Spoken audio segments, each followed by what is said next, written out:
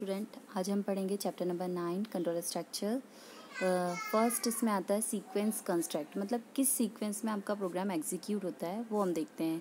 The sequence construct means the statement are being executed sequentially. जब जो भी statement एक के बाद एक लाइन बाई एग्जीक्यूट होते हैं तो उसे सीक्वेंस स्ट्रक्चर कहते हैं। ठीक है।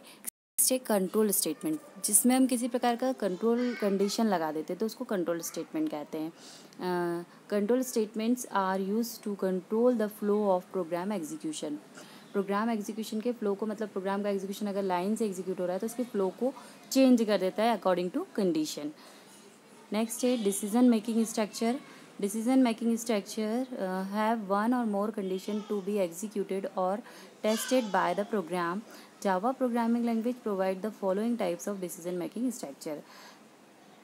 ठीक है। डिसीजन मेकिंग मतलब जिसमें हम किसी भी कंडीशन के अकॉर्डिंग डिसीजन लेते हैं कि हमको ट्रू है तो ट्रू होने पे क्या करना है, फॉल्स हो तो फॉल्स होने पर क्या करना है, डिसीजन लेना पड़ता है, उसको डिसीजन मेकिंग कंडीशन कहते हैं।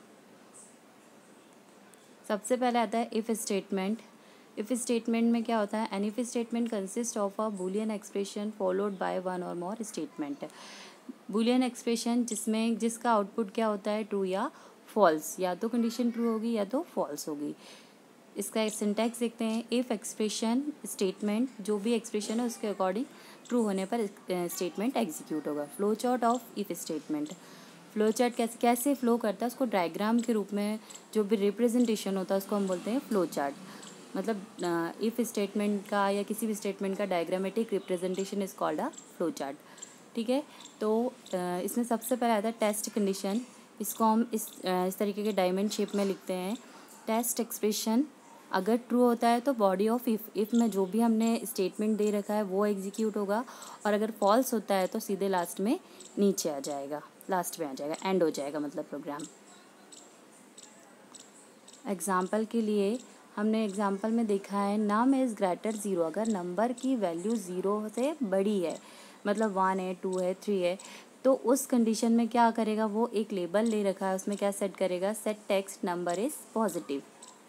अगर 0 से बड़ी है तो नंबर क्या है, पॉजिटिव है। अगर 0 से लेस है तो क्या है, नेगेटिव। तो इसमें हम सिर्फ एक कंडीशन वाला देख रहे हैं तो इसलिए हम क्या लिखेंगे, नंबर इज़ पॉजिटिव। अगर बड़ी वैल्यू होती है, अगर ग्रेटर वैल्यू होती है तो if the value expression Boolean expression evaluates to true then the block of code inside the statement will be executed. अगर ट्रू होता है तो जो भी हमने स्टेटमेंट लिखा है वो एग्जीक्यूट हो जाएगा, अदरवाइज इग्नोर्ड।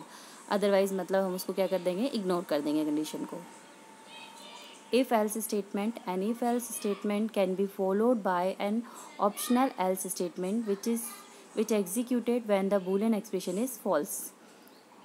इफ़ एल्स मतलब इसमें क्या होगा, दो कंडीशन ए होती है, या तो इफ़ पार्ट एग्जीक्यूट होगा या तो एल्स पार्ट। जैसे सिंटैक्स में दिखा है, if expression statement 1 else statement 2। अगर एक्सप्रेशन हमारा ट्रू है तो फर्स्ट स्टेटमेंट, फॉल्स है तो सेकेंड स्टेटमेंट। इफ़ में हम क्या करते थे, अगर फॉल्स होता है तो इग्नोर कर देते थे, लेकिन ट्रू होता है तो हम स्टेटमेंट 1 एग्जीक्यूट करते थे। Flow chart of if statement. Test expression, if condition is true, if part statement 1 execute होगा, अगर फॉल्स होती है तो एल्स पार्ट एग्जीक्यूट होगा। बॉडी ऑफ इफ मतलब जो भी हमने इफ़ की बॉडी में स्टेटमेंट दे रखे हैं वो एग्जीक्यूट होंगे, अदरवाइज आपका प्रोग्राम क्या हो जाएगा, एंड हो जाएगा। एग्जाम्पल, इफ़ नंबर वैल्यू क्या है, ग्रेटर है 0 से तो number is positive, else number is negative. If expression evaluates true then if block of code will be executed, otherwise else block of code will be executed. अगर condition आपकी true है तो if block execute होगा, नहीं तो क्या होगा, else block execute होगा। Thank you.